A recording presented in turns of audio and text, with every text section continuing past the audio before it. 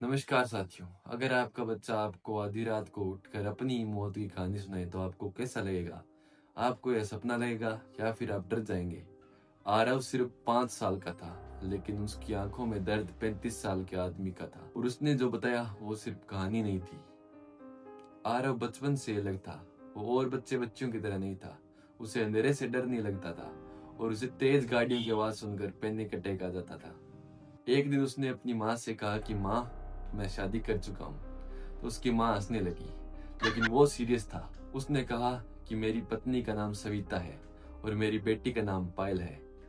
उसकी आवाज में अपनापन था, जैसे वो उन्हें सच में याद कर रहा हो।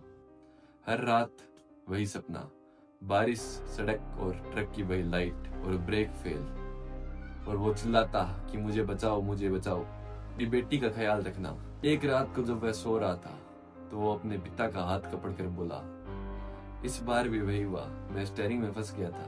मेरे सीने में लोहे की रोड घुस गई थी। उसकी माँ रोने लगी क्योंकि उसके सीने पर जन्म से एक निशान था। बाद में परिवार ने डिसाइड किया कि अब सच्चाई जाननी ही होगी। तब जाकर शुरू हुई सीतापुर की यात्रा, जो आरव का गांव था, जो वह बताता था सपने में।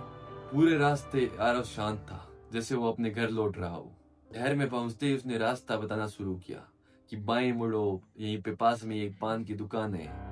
और सच में वहां पे पान की दुकान थी। परिवार के रोंगटे खड़े हो गए। गाड़ी एक नीले दरवाजे के सामने रुकी। आरव भाग कर वहां पे गया। उसने दरवाजे को खटखटाया। उसकी आंखें भर आई। दरवाजा खुला। एक महिला सामने थी।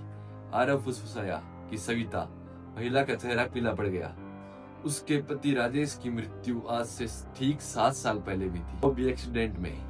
आरव भाग कर अंदर गया। उसने घर की अलमारी में छुपाए हुए 50,000 रुपए निकाले और एक सबूत और, कि उसने छत के कोने में टूटी हुई एक घड़ी की जगह भी बताई। बेटी पायल के हाथ में एक पुराना बोर्न मार्क भी बताया और एक्सीडेंट की एग्जैक्ट टाइम और डेट भी बताई। बाद में क्या था कि पुलिस रिकॉर्ड देखे गए, सब मैच हुए और एक्सीडेंट रिपोर्ट में लिखा गया था कि mental road penetration in chest, ठीक उसी जगह जहाँ पे आरव का जन्म चिन्ह था। पूरा मोहल्ला जमा हो गया। कुछ लोग बोले कि ये चमत्कार है, तो कुछ लोग बोले कि ये दिमाग की बीमारी है। बाद में एक मनोवैज्ञानिक बुलाया गया।